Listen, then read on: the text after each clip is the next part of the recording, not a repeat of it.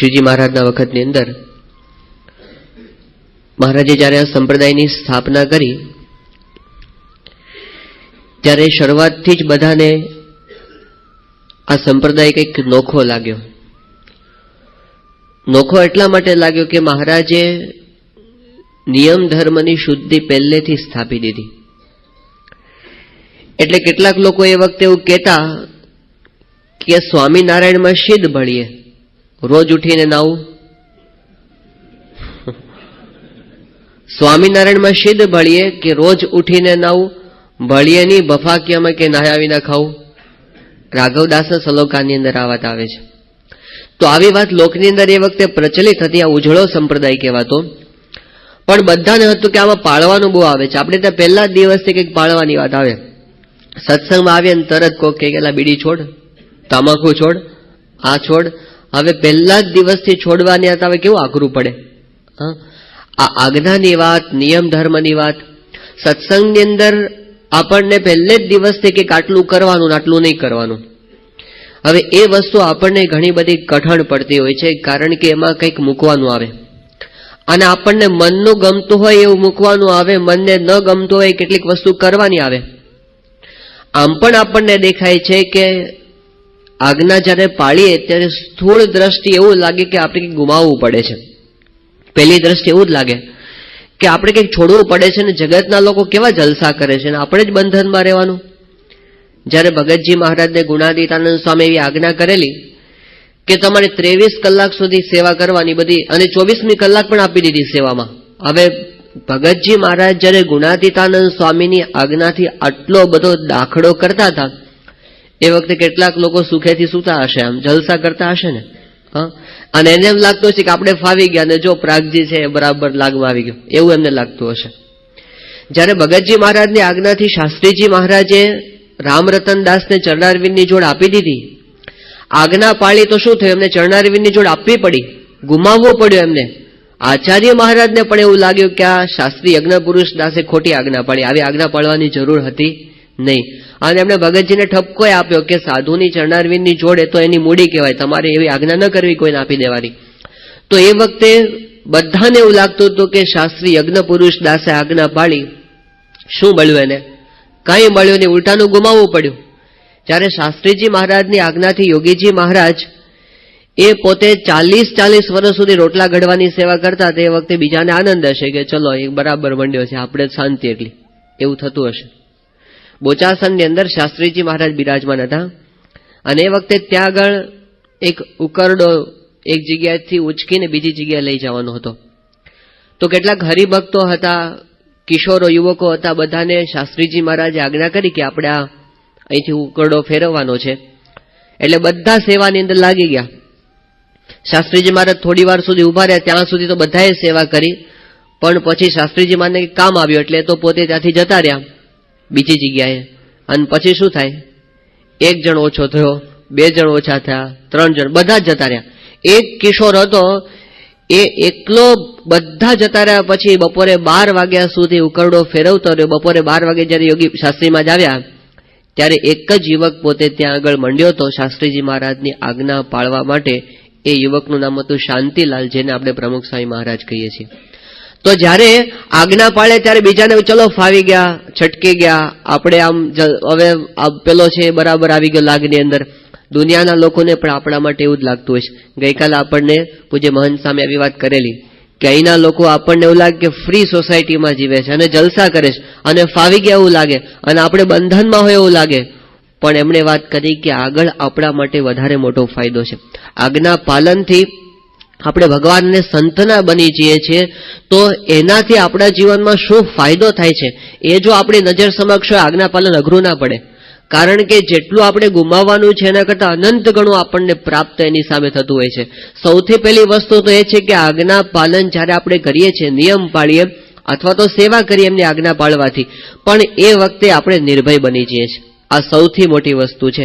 આ જગતની અંદર બધાને આવતીકાલની ચિંતા છે કે કાલે શું થશે, કાલે શું થશે. બધાને, ભલે અમેરિકાના પ્રમુખ હોય તો પણ અંતરના એક ખૂણાની અંદર અસલામતીનો ભય બધાને સતાવે છે. હવે એની અંદરથી આપણે જ્યારે આજ્ઞા પાલન સિક્યોર થઈ જઈએ, આપણને વિશ્વાસ આવી જાય કે ભગવાન અને સંત આપણા પક્ષની અંદર છે અને આપણને શાંતિનો અનુભવ થાય, એ મોટી વસ્તુ છે. એ ક્યાંય જગતમાં પૈસા આપવાથી પણ પ્રાપ્ત થતું નથી. આજ્ઞા પાલનથી એ વસ્તુ થઈ જાય. શ્રીજી મહારાજે પ્રથમના 34મા વચનામૃતમાં વાત કરી છે. મહારાજ કે ભગવાનના ભક્તને માથે કાળ કર્મ માયાનો હુકમ નથી. મહારાજ કે ભગવાનના ભક્તને જેટલું સુખ આવે છે ભગવાનની આજ્ઞા પાળવે કરીને, જેટલું દુઃખ આવે છે એટલું ભગવાનની આજ્ઞા લોપવે કરીને આવે છે. હવે સુખી થવું કે દુઃખી થવું એ કોના હાથમાં રહ્યું? ગુણાતીતાનંદ સ્વામીના વખતની અંદર જૂનાગઢથી સંતો વિચરણ કરવા માટે ગયા હતા ગામડે. તો ગુજરાતમાં અને સૌરાષ્ટ્રમાં એ વખતથી આ જ પ્રશ્ન. હરિભક્તો બિચારા ખેતરની અંદર બધું વાવણી તો કરી હોય, પણ ચિંતા શું હોય કે વરસાદ થશે કે નહીં થાય, આવી ચિંતા તો હોય જ. એટલે સંતોને પૂછે કે આ વખતે શું થશે સ્વામી, વરસાદ થશે કે નહીં થાય? એટલે સંતો બધા ગામડેથી વિચરણ કરીને આવ્યા, ગુણાતીતાનંદ સ્વામીને વાત કરી કે સ્વામી હરિભક્તો બધા અમને એવું પૂછે છે કે આ વખતે વરસાદ થશે કે નહીં થાય, તો અમારે શું જવાબ આપવો અમને કંઈ ખબર પડતી નથી. તો તમે કહો તો અમે એમને એ પ્રમાણે જવાબ આપીએ કે વરસાદ થશે કે નહીં થાય. ગુણાતીતાનંદ સ્વામી કે હરિભક્તોને વાત કરજો કે જો તમે શિક્ષાપત્રી પ્રમાણે જીવન જીવશો તો વરસાદ નહીં પડે ને તોય સુખી થશો, અને જો શિક્ષાપત્રી પ્રમાણે જીવન નહીં જીવો અને એની અંદર આગુ પાછું કરશો તો વરસાદ પડશે તોય દુઃખી થશો. આ કેટલો મોટો સિદ્ધાંત આવી ગયો. હવે સુખી થવું કે દુઃખી થવું એ આપણા હાથની અંદર આવી ગયું. આપણે જેટલી આજ્ઞા પડે એટલા સુખીને મહારાજે આ વાત કરી છે ભક્ત ચિંતામણીની અંદર કે સુખ દુઃખ આવે સર્વે ભેળું, તેમાં રાખજો સ્થિર મતિ, જાળવીશ મારા જનને વળી કરીશ જતન અતિ, એમ કરતા જો પંડ પડશે તો આગળ સુખ છે અતિ ઘણું, પણ વ્રત ટેક જો ટાળશો તો ભોગવશો સૌ તણું. મહારાજ કે બહુ જતન કરીશ તમારું, આમ તમારા ઉપર હું છત્ર ધારણ કરીને રાખીશ, તમને દુઃખી નહીં થવા દો. પણ મહારાજ કે જો વ્રત ટેક જો ટાળશો તો ભોગવશો સૌ તણું. આવી જ વાત મહારાજે જેતલપુરના 5મા વચનામૃતમાં કરી. મહારાજ કે જો તમે અમારી આજ્ઞા અને નિયમ બહુ પ્રકારે કરીને પાળશો તો મહારાજ કે 7 દકાળી જેવું દુઃખ આવશે ને તો પણ અમે રક્ષા કરનારા બેઠા છીએ. 7 દકાળી એટલે શું કે ઉપરા ઉપર 7 વર્ષ સુધી પાણીનું ટીપું ન પડે વરસાદનું, એવો મોટો દુષ્કાળ આવે મહારાજ કે તો પણ હું તમારી રક્ષાનો કરનારો બેઠો છું. પણ જો તમે અમારી આજ્ઞાને નિયમ લોપશો તો તમારે ને અમારે લેણા દેણા નથી. આવી વાત મહારાજે ત્યાં કરી. તો આપણો સંબંધ એમની સાથે છે, ધર્મનો સંબંધ છે, નિયમનો સંબંધ છે, આજ્ઞા પાલનનો સંબંધ છે. એ જો આપણને સમજાઈ જાય તો પછી આપણને પરમ શાંતિનો અનુભવ છે એ થયા કરે કે ભગવાન આપણી સાથે બેઠા છે. અને આજ્ઞા પાલે એના માટે તો કેટલા પ્રસંગો સંપ્રદાયની અંદર એવા બન્યા છે કે ચકલી સારું બ્રહ્માંડ બોલી નાખે. અમદાવાદના હરિભક્ત જગજીવનમાં હતા, એ સમાગમ કરવા માટે ગયા યોગીજી મહારાજનો ત્યાં ગોંડલની અંદર. તો પછી એમની રજાઓ પૂરી થતી એટલે સ્વામીને કીધું કે સ્વામી હવે મારે પાછું નોકરી ચાલુ થાય છે તો આવતીકાલે મારે જવું પડશે. યોગીજી મહારાજ કે ના ગુરુ 2 દિવસ રોકાઈ જાઓ. જગજીવનભાઈ કે પણ સ્વામી આમાં તો કંઈ ચાલે એવું નથી અને અમારા શેઠ તો બહુ કડક છે, જો 1 દિવસ નોકરીમાં ન જાઉં ને તો મને તો છૂટો જ કરી દે. સ્વામી કે ના અમારી આજ્ઞા છે ને તમે રોકાઈ જાઓ. અને જગજીવનભાઈએ નક્કી કર્યું કે યોગીજી મહારાજની આજ્ઞા છે, જે થાય તે આપણે રોકાઈ જવું છે. અને રોકાઈ ગયા. અને બીજે દિવસે છાપામાં સમાચાર આવ્યા કે ભારતના વડાપ્રધાન લાલબહાદુર શાસ્ત્રી ધામમાં ગયા છે અને અઠવાડિયાનો શોક છે. અને બધું એ વખતે એમને નોકરીમાં કંઈ જવાનું કે એવું કંઈ થયું નહીં. પણ ભગવાન તો એવા છે, ભગવાનને સંત ગુણાતીતાનંદ સ્વામી કે ચકલી માટે બ્રહ્માંડ પણ બોલી નાખે, કરી નાખે એવું આપણા માટે. આપણને પરમ વિશ્વાસ હોવો જોઈએ કે હું એમની આજ્ઞા પ્રમાણે વર્તીશ, એમાં સારું જ થવાનું છે. આ તમામ હરિભક્તોનો અનુભવ છે. તો આજ્ઞા પાલનથી, નિયમ પાલનથી આપણે સિક્યોર્ડ બની જઈએ, આપણે સુખી થવાના છે એવો આપણને વિશ્વાસ આવી જાય. આ મોટી વસ્તુ છે. ત્યાર પછી બીજી મોટી વસ્તુ શું છે? આજ્ઞા પાલનથી આપણા જીવનમાં સહજ પવિત્રતા આવે છે. આ વસ્તુ બહુ અઘરી છે. આ જગતની અંદર વાતાવરણ એવું છે, આજનું વાતાવરણ, કે આપણું અંતઃકરણ ડોળાવ્યા વિના રહે જ નહીં. શ્રીજી મહારાજે ગરડા પ્રથમના 18મા વચનામૃતની અંદર એવી વાત કરી છે કે આપણે જેવા વાતાવરણમાં જઈને બેસીએ ને એવું આપણું મન થાય. તો ત્યાં શ્રીજી મહારાજે વાત કરી કે દ્રષ્ટાંત એવું આપ્યું છે કે સુંદર 7 માળની હવેલી હોય અને હવેલીની અંદર કાચના તકતા જડેલા હોય, અને પછી એમાં મહારાજ કે બધા વિષયી જીવની સભા ભરાઈને બેઠી હોય, અને એની અંદર દારૂના સીસા કેટલાક તો ભરેલા પડ્યા હોય, અને પછી એ પરસ્પર પાતા હોય અને પીતા હોય, અને વેશ્યાઓ થઈ કાર કરી રહી હોય. મહારાજ કે એવા વાતાવરણની અંદર જઈને જો કોઈ ભગવાનનો ભગત બેસે ને તો એનું અંતર આમ ડોળાયા વિના રહે નહીં. મહારાજ કે લગાવી દે, આમ મન થયે કે ચલો આપણે થોડુંક પી લઈએ. વાતાવરણની અસર થાય એવી. શુદ્ધ હૃદય હોય ને તો પણ ત્યાં મલિન થઈ જાય, એની એટલી અસર થાય. અને મહારાજે કીધું કે સુંદર તૃણની ઝૂંપડી હોય, સાવ સાદી તૃણની ઝૂંપડી, અને એમાં ફાટેલી ગોદરીવાળા પરમહંસની સભા ભરાઈને બેઠી હોય, અને ત્યાં જઈને જો કોઈ વિષયી માણસ બેસે ને તો પણ અંતર નિર્મળ થઈ જાય. એ વખતે એને સારા વિચારો આવે, ભક્તિના વિચારો આવે, સંયમના વિચારો આવે. તો જેવું વાતાવરણ હોય ને એવી આપણા મન પર અસર થાય. હવે આપણી અત્યારની પરિસ્થિતિનો જો વિચાર કરીએ ને તો આપણે તો કાયમ હવેલીમાં જ બેઠા છીએ, જ્યાં જઈએ ત્યાં હવેલી. પહેલા તો કેવું હતું કે તમારે હવેલીમાં જવું પડે અને બધું. હવે તો એવું કાંઈ નહીં, તમે ટીવીની સ્વિચ ઓન કરો ને આખી હવેલી બહાર આવી જાય, આખી હવેલીમાં જ બેઠા છો એવું. સિનેમાની અંદર હવેલી, છોકરાઓ કોલેજમાં જાય તો ત્યાં હવેલી હોય છે. હવે તો ભણવાને બદલે ત્યાં હવેલી, ક્લબમાં હવેલી, બગીચામાં હવેલી, રસ્તા ઉપર તમે પોસ્ટર જોવા બધે હવેલી હવેલી જ છે. આમાં તૃણની ઝૂંપડી રહી ગયા. હવે અઠવાડિયાની અંદર આપણે કોન્સ્ટન્ટલી એવા જ સંપર્કની અંદર છીએ કે જ્યાં બધે હવેલી જ હોય. હવે એની અંદરથી મુક્ત કેવી રીતે રહેવું? તો મહારાજે વાત કરી કે જેવું બહાર આપણે જોઈએ ને એવું આપણું અંતઃકરણ થાય જ છે. તો એને માટે સંયમના નિયમો આપેલા છે. એ જો નહીં હોય ને, શ્રીજી મહારાજે વાત કરી કે જનક રાજા જેવી આધ્યાત્મિક સ્થિતિ હોય અને એ પણ જો આવી રીતે કુસંગનો યોગ કરે તેનું અંતર ડોળાઈ જાય. આપણે ક્યાં વિશ્વામિત્ર જેવી તપશ્ચર્યા કરી છે? આપણે ક્યાં વાલ્મીક ઋષિ જેવું પોતે આમ અને પેલા પરાશર ને સૌભરી ઋષિ જેવી તપશ્ચર્યા કરવા ગયા? એ લોકો પણ ભ્રષ્ટ થયા, તો આપણું અંતર ભ્રષ્ટ ન થાય. અને પછી આપણે ધ્યાન કરવા માટે બેસીએ તો પછી શું દેખાય? ભગવાનની મૂર્તિ ન દેખાય, અંતર ડોળાયેલું રહે. તો એ બધામાંથી મુક્ત થવા માટે આપણને સાદા નિયમો આપી દીધા કે જોવું જ નહીં. જે જોવાથી આપણું અંતઃકરણ ભ્રષ્ટ થાય એ ન જોવું. આપણને સસ્તું મનોરંજન લાગે છે કે ચલો મારે ગુમાવવું પડશે, એ ગુમાવવાનું નથી, એમાં બહુ મોટો ફાયદો છે. એમાંથી મહારાજે પ્રથમના 25મા વચનામૃતની અંદર વાત કરી કે બધો 20 કોષનો પ્રવાહ છે એ આમ એક સાથે ચાલતો હોય તો કેટલો બધો બળવાન પ્રવાહ થાય. પણ મહારાજ કે 20 કોષનો પ્રવાહ જો જુદી જુદી દિશામાં જતો રહે તો એમાં કઈ બળ ન રહે. એમ આપણી જે કઈ શક્તિ છે ને એ બધી કેટલીક ખરાબ જોવાની અંદર, કેટલીક ન સાંભળવાની અંદર, ન ખાવાની અંદર, ઇન્દ્રિયો દ્વારા બધી શક્તિ આપણી વેડફાઈ જાય છે. અને એટલે આપણને અનુભવ નથી થતો આપણી પાસે જે પાવર છે, આત્માનો પાવર છે, પરમાત્માનો પાવર છે, જ્યાં સુધી સંયમ નહીં થાય ને ત્યાં ભેગો નહીં થઈ શકે, અને ત્યાં સુધી આપણે ભગવાનના માર્ગે પણ આગળ વધી શકવાના નથી. એક વસ્તુ હકીકત છે કે આપણે મહારાજના થયા છીએ, સ્વામીના થયા છીએ, એટલે આપણે હવે તો આ રસ્તે ચાલાવીને છૂટકો જ નથી. આપણને નહીં છોડે, ગમે તેમ કરીને આપણને આ રસ્તે ચલાવશે. બહુ આસક્તિ હશે તો ગમે તેમ કરીને તોડાવશે. તો આપણા માટે નક્કી તો થયું છે હવે આપણે ભગવાન ભજવાના છે, ભગવાનને માર્ગે ચાલવા છે, માળાના મણકા બનવાનું છે. તો પછી હવે એવો ઉપાય કેમ કરીએ કે વધારે ઝડપથી માળાના મણકે ચાલી શકીએ? અથવા તો આપણને જે કઈ વિઘ્ન કરે છે એ બધું આપણે કટ ઓફ કરતા જઈએ, આપણને જે કઈ નડે છે બધું કાપતા જેવું આપણને વિચાર કેમ ને? મુખ્ય ધ્યેય તો આપણો એ થયો. આપણે આ દેહ કરીને ગુણાતીત સ્વામી વાતોમાં લખ્યું કે આપણો જન્મ 2 વાત સિદ્ધ કરવા માટે થયો છે. એક અક્ષરરૂપ થવું અને બીજું પુરુષોત્તમની અંદર જોડાવું. તો પછી એમાં જે આપણને નડે છે, વિઘ્ન કરે છે, અંતરાય કરે છે, એ રસ્તે ચાલવું જ નહીં.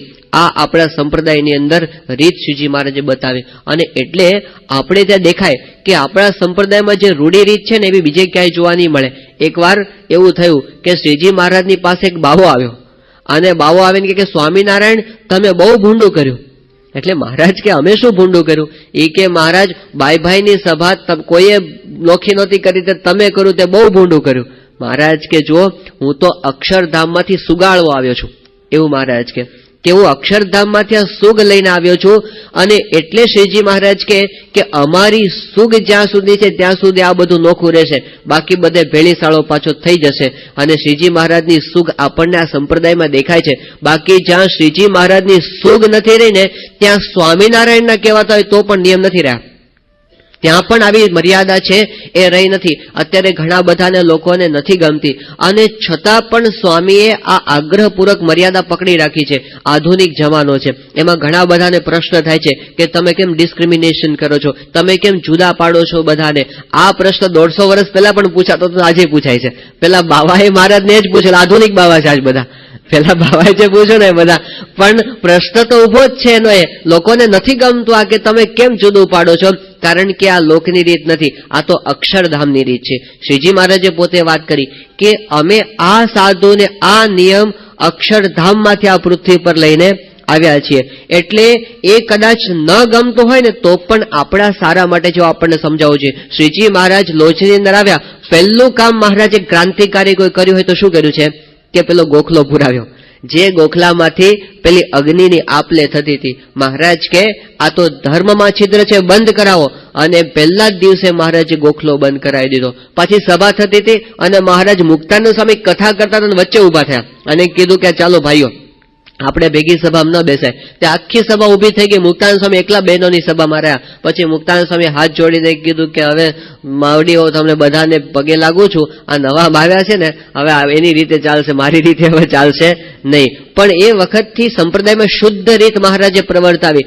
હરબાઈ અને વાલબાઈ તો કેવા હતા, હરબાઈ અને વાલબાઈ તો આત્માનંદ સ્વામીની શિષ્ય હતી અને આત્મનિષ્ઠા તો કેવી હરબાઈ અને વાલબાઈની, આમ હાથની અંદર પેલો કોલસો સળગતો મૂક્યો હોય ને, ચામડી સડ બળી જાય છતાં મોઢામાંથી ઉકારો ન કરે, આવી સિદ્ધ આત્મનિષ્ઠાને પામેલી બાઈઓ હતી હરબાઈ ને વાલબાઈ. અને એ સભામાં આવીને બેઠી, મહારાજ બેઠા હતા અને સભામાં પડખે બેસી ગયા, તો આસન ઉપર ચડી ગઈ અને સંતો બધા આગા પાછા થઈ ગયા, નીકળી ગયા. મહારાજ જોઈ ગયા, મહારાજ કે આ બધું કોણ છે અને કોણ આવીને બેસી ગયું અને આ કઈ રીત છે.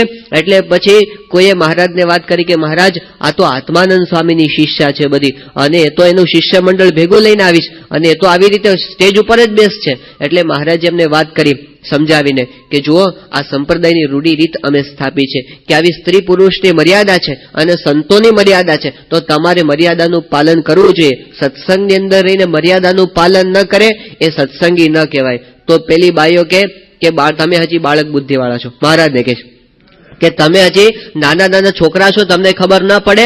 અમને રામાનંદ સ્વામીએ પણ કોઈ દિવસ ટોકી નથી અને અમારી આત્મનિષ્ઠા એવી છે કે અમને સ્ત્રી પુરુષનો ભેદ જ નથી. મહારાજે કીધું જો તમને કઈ ભેદ ન હોય તો વાંધો નથી, પણ આની અંદર તો સત્સંગમાં અનંત મુમુક્ષુ આવવાના, એ બધાના જીવનું રૂડું થાય એટલા માટે મર્યાદાનું પાલન તો તમારે કરવું જોઈએ. પણ પેલી બાઈઓ માને નહીં. મહારાજે એ વખતે ધડ દઈને હરબાઈને વાલબાઈને સંપ્રદાયમાંથી વિમુખ કરીને, એની મારે લોભ નથી રાખ્યો કે આવી આત્મનિષ્ઠ બાઈઓ સત્સંગમાંથી જતી રહેશે તો સત્સંગને નુકસાન જશે. મહારાજ કે જવું હોય તો ભલે જાય. મહારાજ કીધું છે કે આંગળીમાં જો કીડિયારાનો રોગ થયો હોય તો પછી એને કાપી નાખવાની, એનો લોભ રાખવાનો નહીં. યોગીજી મહારાજ એક સાધુને સાચવવા માટે રાતોની રાતો ઉજાગરા કરતા, એક યુવકને સાધુ બનાવવા માટે કલાકો સુધી વાતો કરતા, સવારે વહેલા ઉઠીને રાત્રે ઉજાગરા કરીને. પણ જે દિવસે એમને લાગ્યું કે નિયમ ધર્મમાં કાચપ લાગે છે, એ વખતે એક સાથે 40 સાધુને ધડ દઈને કાપી નાખતી. યોગી મહારાજને જરાય ખચકાટ થયો નથી, જરાય નહીં. યોગીજી મને જરા પણ દુઃખ થયું નથી. આમ મહંત સ્વામી એકવાર પૂછ્યું કે બાપા આટલા બધા જતા રહ્યા, આમ નિર્દોષ જેવા કેટલાક હતા? યોગીજી મહારાજ કે ટાઢા પાણીએ ખસ ગઈ. હવે આવું યોગી બાપા આવું બોલે કેવું કહેવાય? પણ એનું કારણ એ હતું કે જ્યાં સુધી નિયમ ધર્મમાં શુદ્ધ હોય ને ત્યાં સુધી ભગવાનને સંતનો રાજીપો રહે. પણ એમાં જ્યારે ખોટ આવે ત્યારે ગમે તેવો મોટો હોય ને એની મોહબત ક્યારે સત્પુરુષ પણ રાખતા નથી, ભગવાન પણ પોતે રાખતા નથી. ગુણાતીતાનંદ સ્વામીએ રઘુવીરજી મહારાજને કહી દીધું. રઘુવીરજી મહારાજે કીધું કે સ્વામી તમારે મારા પર કેવું હેત? સ્વામી કે આચાર્ય મહારાજ તમારા ઉપર હેત તો ખરેખરું છે, પણ જો તમે જુનાગઢ આવતા હો અને મને એવી ખબર પડે કે તમારી સિગ્રામની અંદર 6 મહિનાની કોઈક બાળકી છે, તો એ વખતે જુનાગઢ મંદિરના દરવાજા તમારા માટે બંધ થઈ જાય. કે સ્વામી આટલું છે? ગુણાતીતાનંદ સ્વામી કે જુઓ આપણે ધર્મનું હેત છે, ધર્મ લોપી નાખો તો તમારે ને અમારે હેત ઊભું રહે નહીં. તો આ હેતની રીત છે આપણા સંપ્રદાયની અંદર. આ આપણને સ્પષ્ટ થઈ જવું છે. લોકોને ડિસ્ક્રિમિનેશન લાગે છે એવું નથી વાસ્તવની અંદર. સ્વામી બાપાના અંતરની અંદર એવો કોઈ ભેદભાવ નથી, પણ નિયમની દ્રઢતા ખૂબ છે. ત્યાં વિદ્યાનગરની અંદર ડોક્ટર એચ.એમ. પટેલ સાહેબ, અને તો પોતે બહુ જ વિદ્વાન માણસ, બહુ જ બુદ્ધિશાળી, આઈસીએસ ઓફિસર, એક વખતના ભારતના નાણાપ્રધાન અને આખું ચારુતર વિદ્યા મંડળના પોતે પ્રમુખ અને સ્વામીશ્રીના અત્યંત ગુણાનુરાગી. તો સ્વામીશ્રી પાસે જ્યારે જ્યારે આવે ત્યારે બાપાને આ વાત કરે કે સ્વામી, તમે બીજું બધું બરાબર કરો છો, તમારું કાર્ય બહુ સારું છે, પણ મને એવું લાગે છે કે તમે છે ને આ નિયમમાં થોડી ઢીલ મૂકો, થોડુંક એની અંદર ઢીલું મૂકો. આ સાધુ બધા ભલે નિયમ પાડે, તમે છે ને બોલવા ચાલવાની છૂટ રાખો બહેનો સાથે, નહીતર તમારા સંપ્રદાયનો વિકાસ નહીં થાય. આવી પોતે વાત કરતા. તો સ્વામી કહેતા, સ્વામી તો બહુ સ્પષ્ટ એચ.એમ. પટેલ જેવા નહીં કહી દે. સ્વામી કહે કે સાહેબ તમે બુદ્ધિશાળી ખરા, પણ આ બાબતમાં તમારી બુદ્ધિ ના ચાલે. સ્વામી કહે કે આ અમારો મામલો છે. પછી બાપા કહે કે શ્રીજી મહારાજની આજ્ઞા પાળતા પાળતા જો સત્સંગનો વિકાસ થવો હોય તો ભલે થાય, અને જો સત્સંગનો વિકાસ નહીં થાય તો ખૂણામાં બેસીને ભજન કરશું, પણ મહારાજની આજ્ઞા લોપીને અમારે એવો ખોટો વિકાસ, એ તો મળદું ફૂલા જેવું છે, એ વિકાસ નથી. કોઈક જગ્યાએ આપણને વિકાસ બહુ ભેગા થયા, એ કઈ હોતું નથી. બધા ભેગા થતા હોય છે. મહારાજે વાત કરી છે, આ તો હલાવી નાખે એવી વાત છે, દુનિયાના લોકોને કહીએ ને તો, પણ અંતરમાં તપાસ કરે તો સાચી વાત લાગે. શ્રીજી મહારાજે અંત્યના 38ના વચનામૃતની અંદર એક શબ્દ વાપરેલો છે, સ્ત્રીને બેઠ્યા ઉઠ્યાની વાસના. બીજું કઈ ના હોય, હળવા મળવાની બેઠ્યા ઉઠ્યાની વાસના હોય, એમાંથી એનું પોષણ થતું હોય, એની કોને ખબર પડે? પણ એ વાત મહારાજે પોતે પકડી છે ને આપણા સંપ્રદાયમાં આપી છે. તો બધા ભેગા થતા હોય સત્સંગના નામે, પણ આનંદ બીજો માણતા હોય. અત્યારે આ દુનિયાના લોકોને અઘરું લાગે કદાચ અને આકરું પડે, પણ જે અંતરની શુદ્ધિની વાત તો ગુણાતીત સંપ્રદાયમાં છે, અને એ વાત ગુણાતીતાન સ્વામી પોતે કરી છે કે વિષયના ખંડનની વાત તો શ્વેતદીપમાં છે, બદ્રિકાશ્રમમાં છે, અક્ષરધામમાં છે, આ લોકમાં મોટા એકાંતિક પાસે છે, બીજે ક્યાંય નથી. બીજે બધે તો વિષયનું પોષણ છે. ભેગા થતા હોય બધા ધર્મના નામે, કોઈની તાકાત છે ગરબાનું ખંડન કરી શકે? બાપા કરે છે. બોલો કોઈને કે આ તો બધું ભક્તિ છે, શું ભક્તિ રહે કોઈ એમાં? કોને ખબર છે? જે લોકો ભક્તિ માટે જાય છે એ પણ જો પોતે પ્રામાણિકપણે પોતે છાતી પર હાથ મૂકીને કે હું ભક્તિ કરું છું તો ખબર પડે નથી થતી ભક્તિ. એ ભક્તિના નામે વિષયોનું પોષણ થાય છે. આ બાપા સમજે છે, અને એટલે જાહેરમાં ને ધડ દઈને ખંડ બીજા મહાત્માઓ તો ઉદઘાટન કરવા જાય અને એકાદ બે ચક્કરે મારી લે છે પાછા ગરબાની અંદર, એવું બનતું હોય. પણ સ્વામીશ્રી સ્પષ્ટ છે આ બાબતની અંદર. આ ગુણાતીતનો સંપ્રદાય છે, આ અક્ષરધામમાં જવાની રીત છે. આ તો કારણ શરીરના ભાવને ટાળીને કલ્યાણ કરવાનો માર્ગ છે, એવી વાત ગુણાતીતાનંદ સ્વામી ત્રીજા પ્રકરણની વાતમાં કરી. એ બીજે ક્યાંય મળશે નહીં. તો એટલા માટે એચ.એમ. પટેલને પણ સ્વામીએ કહી દીધું કે એવો વિકાસ અમારે કરવો નથી. પણ જો સ્વામીશ્રીના અંતરમાં કેટલી સ્પષ્ટતા છે એની સાથે આપણને ખબર પડે. એમને એવો કોઈ પ્રકારનો તિરસ્કારનો ભાવ પણ નથી. જ્યારે બોચાસણની અંદર સ્વામીશ્રી હતા બપોરે, અને સ્વામી જમતા હતા, ને એ વખતે રિપોર્ટ આવ્યો અને કોઈ વાત કરી કે એચ.એમ. પટેલ ધામમાં ગયા છે. એટલે પછી બધી એચ.એમ. પટેલની વાતો જૂની નીકળી. એ વખતે સંતોએ વાત કરી કે બાપા, આ એચ.એમ. પટેલ સાહેબ છે ને એ કાયમ તમને એવી વાત કરતા કે દુનિયાની 50% વસ્તીને તમારો ડાયરેક્ટ લાભ મળતો નથી. દુનિયાની 50% વ્યક્તિઓને તમારો ડાયરેક્ટ લાભ છે એ મળતો નથી, માટે તમારે એની અંદર કંઈક છૂટ મૂકવી જોઈએ, એવું કહેતા. સ્વામી પણ પોતે હસી પડે. સ્વામી કે આ સાહેબનો આગ્રહ આ કાયમ માટે રહેતો, અને કહેતા કે 50% લોકોને મારો લાભ મળતો નથી. પણ પછી સ્વામી બોલ્યા કે સ્વામી કે પણ હકીકત તો એ છે કે ખરો લાભ તો એ 50% જ લેતા હોય છે, એવું સ્વામી બોલે. સ્વામી કે આ તો અમારી સામે બેઠા હોય ને પછી બીડીઓ ફૂકે, દૂર જઈ અને બીડીઓ ફૂકે. પણ કે આજ્ઞાની અંદર, નિયમ પાળવાની અંદર, ભક્તિની અંદર, ઉપાસનાની અંદર સ્વામી કે બહેનોની ભક્તિ વધારે હોય છે, આવું સ્વામી બોલેલા. તો મોટા પુરુષને તિરસ્કાર નથી, અનાદર નથી. પ્રસંગે પ્રસંગે સ્વામીશ્રીએ તો સ્વપ્નમાં દર્શન આપીને, બીજા સ્વરૂપે દર્શન આપીને એમના ભક્તિભાવ અંગીકાર કરીને બહેનોની પણ ભક્તિને પુષ્ટ કરી છે. એના સંપ્રદાયની અંદર આપણને દેખાય છે. તો એ વસ્તુ જુદી છે આખી. પણ સ્વામીશ્રી નિયમની અંદર જરાય કાચપ રાખવા દેતા નથી. તો આપણા સંપ્રદાયની અંદર જે પવિત્રતા છે એનું કારણ આ છે, જે દિવસે આ પવિત્રતા જતી રહે એ દિવસે સંપ્રદાય ખાલી ઉપરથી ફૂલેલો દેખાય, અંદર ખોખું થઈ જાય, અંદર પછી કઈ માલ રહે નહીં. તો આપણી જે સત્વ ભલે ઓછી સંખ્યા દેખાય, એમાં ક્વોલિટી થશે. આની અંદર ક્વોલિટી હશે. પેલી મોટી સંખ્યા દેખાતી હોય પણ એની અંદર તો લોકો ભેગા થતા હોય, ભેગા થઈને છૂટા પડે, ક્લબમાં છૂટા પડે, એવી રીતે એમાં ભક્તિ ન રહે, ભગવાનમાં ધ્યાન ન રહે, પણ બીજે ધ્યાન રહ્યા કરે. મહારાજે વાત કરી કે સભા બેઠી હોય, ગમે તેવો ધીરજવાળો પુરુષ હોય, અને એ વખતે પણ જો કોઈ રૂપવાન પુરુષ અથવા સ્ત્રી આવે તો એકબીજાને જોયા ફેર પડી જાય. મહારાજ કે અમારું મુખ શામળું થઈ જાય છે. શ્રીજી મહારાજને ગમતું નથી. તો મહારાજને જે પ્રિય વસ્તુ છે નિયમ, એ મહારાજે આ સંપ્રદાયની અંદર આપીને સંપ્રદાયને શુદ્ધ રાખેલો છે. એ વારસાને જાળવો આપણી ફરજ છે. શ્રીજી મહારાજ તો આટલું શુદ્ધ સંપ્રદાય સ્થાપીને ગયા, સ્વામી બાપાએ પોતે આપણને શુદ્ધ માર્ગ પોતાને જીવન દ્વારા વર્તીને બતાવ્યો. હવે આપણે એમના થયા છીએ તો પછી એમની રીતને આપણે જીવનો ઉતારીને બતાવી એ આપણી ફરજ. તો આજ્ઞા પાલનથી નિયમથી આપણું જીવન શુદ્ધ બને. અત્યારે દેખાય છે કે દુનિયા છે પેલા બહુ ફૂલ આમ આગળ વધતી ગઈ અને બધાએ ખૂબ આમ પ્રાપ્ત કર્યું બધું. એવું લાગ્યું કે ચલો આપણે અમેરિકા તો બહુ આગળ વધી ગયું અને બધા, પણ પછી એમાંથી તો વિષય ભોગમાંથી એડ્સ આવ્યો કે નહીં, પાછા વળવું પડ્યું. કારણ કે એ રસ્તો જ એવો છે કે એમાંથી કોઈ દિવસ શાંતિ થવાની નથી. શ્રીમદ મહાભારતની અંદર જે વ્યાસજીએ પોતે વાત કરી છે આખી દુનિયાને વિચારવા જેવી છે. વ્યાસજી પોતે વાત કરે છે, જો આજથી 5000 વર્ષ પહેલા પણ આ પ્રશ્ન ઉભો થયો હતો.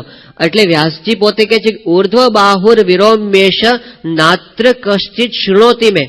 એ કહે છે કે ઉર્ધ્વ બાહુ, હાથ ઉભા રાખીને હું બૂમો પાડું છું, ચિલ્લાઈને વાત કરું છું, નાત્ર કશ્ચિત શૃણોતિ મેં, છતાં પણ મને કોઈ સાંભળતું નથી.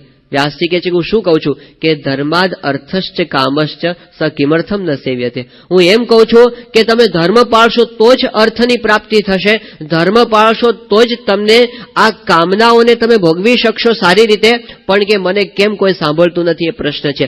ધર્માદ અર્થશ્ચ કામશ્ચ સ કિમર્થમ ન સેવ્યતે. એ આપણને એ કહેવા માંગે છે કે શાસ્ત્રની અંદર કયા છે એ પ્રમાણે રહીને જો વિષય ભોગવીએ તો પ્રશ્ન નથી, પણ ધર્મની મર્યાદાનું જ્યારે ઉલ્લંઘન થાય ત્યારે અશાંતિ થાય અને થાય. આપણા અંતરમાં અશાંતિ થાય, મોટા પુરુષ કુરાજી થાય, એ મોટી વસ્તુ આપણને મોટો ગેરફાયદો તો એ છે. અને અત્યારે જ્યારે વાતાવરણ દિવસે દિવસે બગડતું જાય છે એ વખતે આપણે આપણા માટે અને આપણી નવી પેઢીને જાળવવા માટે આ વસ્તુની દ્રઢતા કરાવવાની બહુ જ જરૂર છે. દિવસે દિવસે બગડતું જાય છે. એની અંદર છે એવા સ્વામીશ્રીના બાળકોને, કિશોરોને, યુવકો જે આજે એવા જાગૃત છે, પણ એવા આપણે બધાને કરવાની જરૂર છે, નહીંતર પતન થઈ જશે. આપણને લાગે ખરું કે વિકાસ થયો, એ વિકાસ નથી, પણ એમાં તો વિનાશ થતો જાય છે દિવસે દિવસે. એવા બાળકો છે. સ્વામીશ્રી ગાંધીનગરની અંદર બિરાજમાન હતા અને એ વખતે સ્વામીશ્રી પાસે રિપોર્ટ અપાતો હતો. એમાં ત્યાંનો એક બાળક, એ બાળકનો અર્પણ વ્યાસ. હવે એ પોતે 9મા ધોરણમાં અભ્યાસ કરે. બાળકોને તો સ્કૂલની અંદર જાય. આ છોકરો હોશિયાર બહુ અને સત્સંગમાંથી બધી ટેલેન્ટ ઘણી બધી શીખેલો, એટલે પ્રવચન બહુ સારા કરે, નૃત્ય સારું કરે, ગાઈ શકે સારું, ભણવામાં પણ હોશિયાર. હવે એ વખતે સ્કૂલની અંદર એમનો એન્યુઅલ ડે આવતો હતો, એટલે એમના ટીચરની ઈચ્છા કે આ અર્પણ છે ને આપણે ત્યાં એન્યુઅલ ડેમાં ડાન્સની અંદર પોતે ભાગ લે.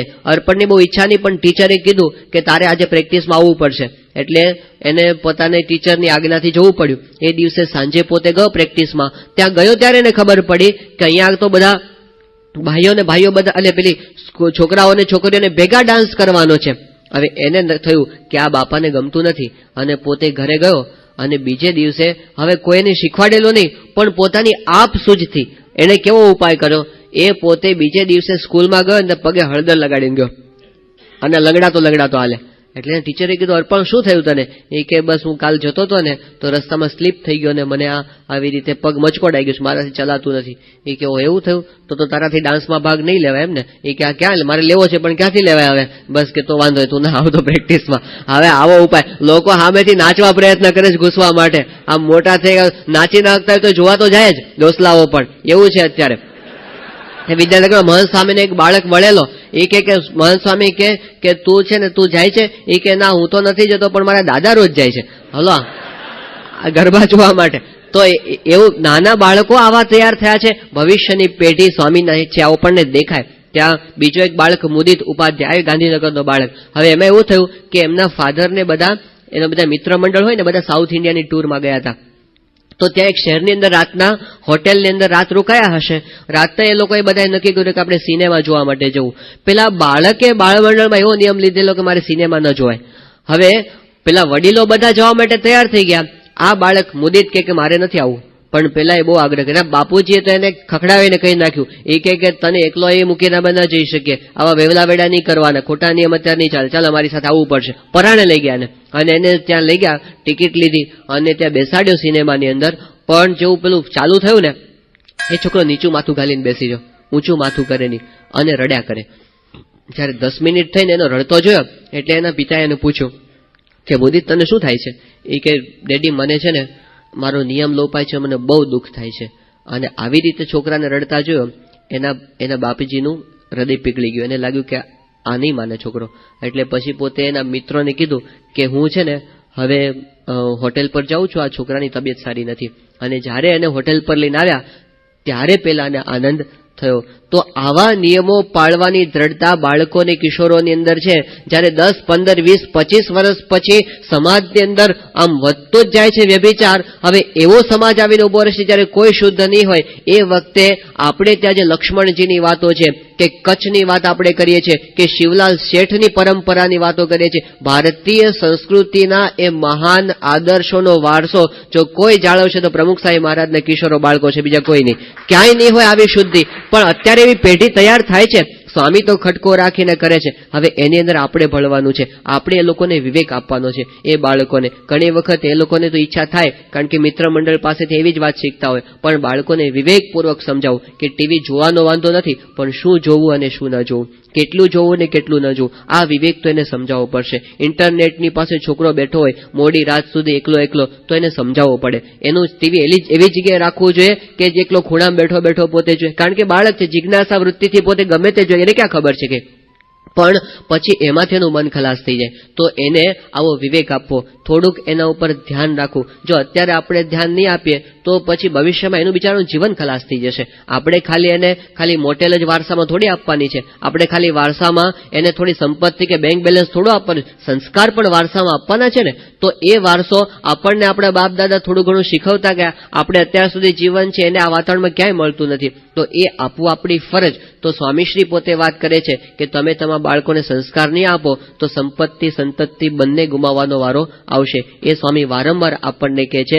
તો સંસ્કાર, સંયમના પાઠ એ આપણને આ સત્સંગ શીખવે છે. તો એ વસ્તુ બહુ આવશ્યક છે. તો એનું આપણને જાગૃતિ રહે. અને સૌથી મોટી વસ્તુ તો એ છે કે આ આજ્ઞા નિયમ પાલનના એક પણ ફાયદો આપણને ધારો કે ન સમજાય, આપણને સાવ નકામો જ લાગે કે આવું બધી શું જરૂર છે, તો એક વસ્તુ તો છે જ કે એનાથી સ્વામી બાપા રાજી થાય છે. બસ સ્વામી રાજી થાય છે.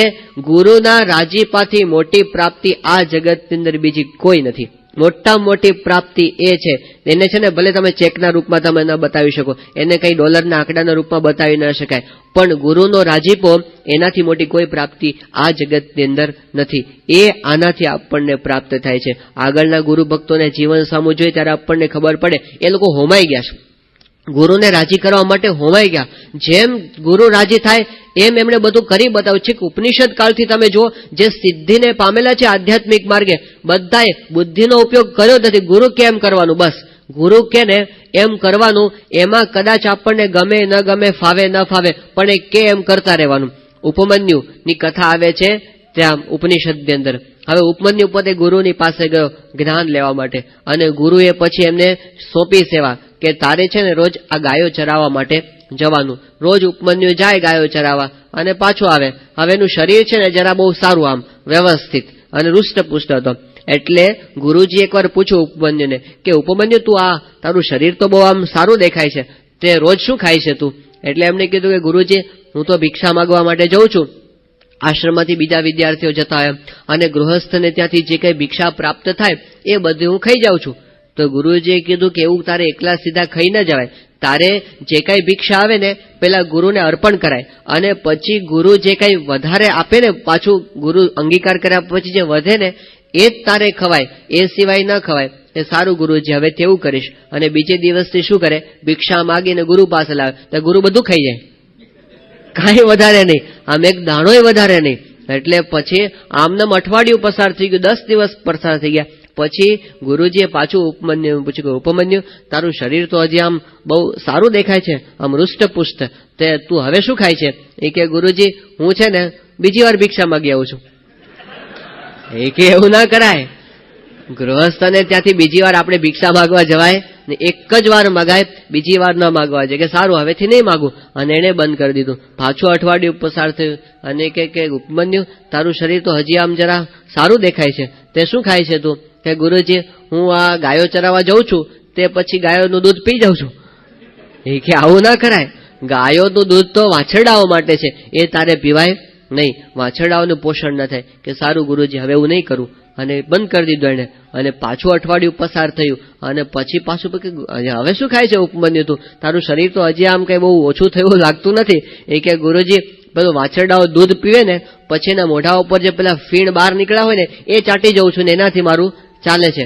ગુરુજી કે એવું ન કરાય, કારણ કે વાછરડાને તારા પર હેત છે એટલે તારા માટે છે ને એ વધારે ફીણ બહાર કાઢે છે, એટલે એનું પોષણ બરાબર થતું નથી, એટલે એ નહીં ખાવાનું. હવે નહીં ખાવ, સારું. એ બંધ થઈ ગયું અને પછી તો કંઈ ખાવાનું ન રહ્યું, કંઈ પીવાનું ન રહ્યું, એટલે પછી તો ભૂખ બહુ લાગી પાછી. એટલે પછી જ્યારે ગાયો ચરાવીને પાછો આવતો હતો ત્યારે જંગલના કંઈક વનસ્પતિના પાન હતા, એને ખાધા. ભૂખમાં ને ભૂખમાં કંઈ રહેવાયું નહીં, એટલે પણ એ તો કંઈક ઝેરી પાંદડા હતા એટલે આંધળો થઈ ગયો. અને ઉપમન્યુ પોતે રસ્તાની અંદર આવતા આવતા કૂવામાં પડી ગયો. હવે પેલી ગાયો હતી એ તો આશ્રમની હતી એટલે આશ્રમમાં પાછી આવી ગઈ. ઉપમન્યુ દેખાયો નહીં, એટલે ગુરુજી પછી ઉપમન્યુને શોધવા માટે નીકળ્યા અને પછી બૂમો પાડતા પાડતા ખબર પડી કે આ તો આ કૂવાની અંદર છે. એને બહાર કાઢ્યો અને એને પોતે ગુરુજીએ પાછો દેખતો કર્યો, પણ એ વખતે ઉપમન્યુને બ્રહ્મ જ્ઞાન સિદ્ધ થઈ ગયું. તો ગુરુની આજ્ઞા પ્રમાણે દેહનો અંત થાય ત્યાં સુધી આ મન મનાય કે ન માને, એ ગમે તેમ લાગે પણ એ પ્રમાણે કરવાનું એટલે કરવાનું. આ સારામાં સારો અને સહેલામાં સહેલો માર્ગ છે. જ્યારે અમૃત મહોત્સવની અંદર સ્વામી શિવાય સુબ્રહ્મણ્યમ આવેલા અને એ વખતે એમણે પ્રવચન કરેલું, એમણે 6 વાક્યનો એક સિદ્ધાંત કીધો હતો. 6 વાક્યનો એક સિદ્ધાંત આધ્યાત્મિક માર્ગે આગળ વધવા માટે. 6 વાક્યનો સિદ્ધાંત શું? ઓબે યોર ગુરુ, ઓબે યોર ગુરુ, ઓબે યોર ગુરુ, ઓબે યોર ગુરુ, ઓબે યોર ગુરુ, ઓબે યોર ગુરુ. આ જ વાક્ય કે તમે ગુરુની આજ્ઞા પાળો, એમાં બધું જ આવી જાય છે. તો સ્વામીની આજ્ઞા પાળવા માટેની એવી તત્પરતા કે ભલે સ્વામી કે છે એટલે મારે કરવાનું, નહીતર મન આપણને છે આટલામાં શું એવું થાય આપણને કે આટલામાં શું, જરા આમ બહારનું ખાઈ લે એમાં શું વાંધો આવે છે, જરા આમ જોઈ લીધું આટલામાં શું, પણ એમાં આપણું મન આપણને ફસકાવતા ફસકાવતા ક્યાંનું ક્યાં લઈ જાય. આપણને થાય કે ચલો મારું તો મન પર સંયમ છે. એક ભાઈએ છે ને દારૂ છોડી દીધો, શરાબ આમ નિયમ કે નથી જ પીવો હવેથી, અને પછી આમ મન એવું મક્કમ કર્યું કે દારૂ બંધ થઈ ગયો. એટલે એમને થયું કે ચલો આમ તો દારૂ નથી પીવાતો, પણ હું હવે મારા મનની કસોટી કરું કે આમ પેલી શરાબની દુકાન પાસેથી પસાર થાવ તો મને સંકલ્પ થાય છે કે નહીં. અને આમ બીજે દિવસે તો શરાબની દુકાન પાસેથી આમ નીકળ્યા. હા, પોતે લીકરની દુકાન હતી અને છતાંય એને સંકલ્પ જ ન થયો. એ કે વાહ, મારું મન તો બહુ આમ મજબૂત થઈ ગયું છે, હવે હું ત્યાં જઈને બેસું એટલે જો મને કઈ થાય છે કે નથી થતું. તો ત્યાં જઈને બેઠો, ત્યાં પેલા દુકાનમાં જે હોય ને એનું બહાર એમાં જઈને, અને છતાં પણ એને કઈ સંકલ્પ જ ન થયો. એ કે વાહ, હવે છે ને હવે તો એને ખરીદીને મારી સામે રાખું જો. અને એને પોતે લીકર ખરીદ્યો અને સામે રાખ્યો અને મૂક્યો કે હવે સંકલ્પ થાય છે ને કે ન થયો. અરે વાહ, મારું મન કેટલું મજબૂત થઈ ગયું. હવે કે હું પેલા કાઢું પ્યાલાની અંદર અને કાઢ્યું આમ અને બધું મિક્સ કરીને આમ સામે રાખ્યું, હવે સંકલ્પ થાય છે કે નહીં, અને સંકલ્પ ન થયો. એટલો બધો આનંદમાં આવી ગયો, એટલો બધો આનંદમાં આવી ગયો, 2 બાટલા ચડાઈ ગયો આનંદમાં. હવે આ છે ને આપણને મન છેતરતું જ હોય છે. આપણે પેલી વાંદરાની કેળાની વાત સાંભળીએ છીએ કે આમાં કાલ ઉપવાસ, કાલ ખાશું અને કેળું આખે આખું મન છેતરે છે. અને એટલે છે ને મનને ચાન્સ આપણે આપીએ ને એમાં આપણે હંમેશા ગુમાવાના. એટલે મનનો વિશ્વાસ ન કરવો, એ વાત મહારાજજી કરી. એક જ વસ્તુ ગુરુ કેમ કરી નાખો, આંખો બંધ કરીને ગમે કે ન કરે, એમાં આપણે બહુ સેફ છીએ. મહારાજે અંત્યના 14મા વચનમાં વાત કરી કે વિશ્વાસી ભક્ત શ્રેષ્ઠ, ગુરુ કેમ કરી નાખે, ભગવાનને સંત કેમ કરી નાખે, એમાં મન માનિક એ શ્રેષ્ઠ માર્ગ છે. અને એવું આગળના ભક્તો કરી ગયા છે. હવે એટલું બધું તો આપણને સ્વામી કહેતા નથી.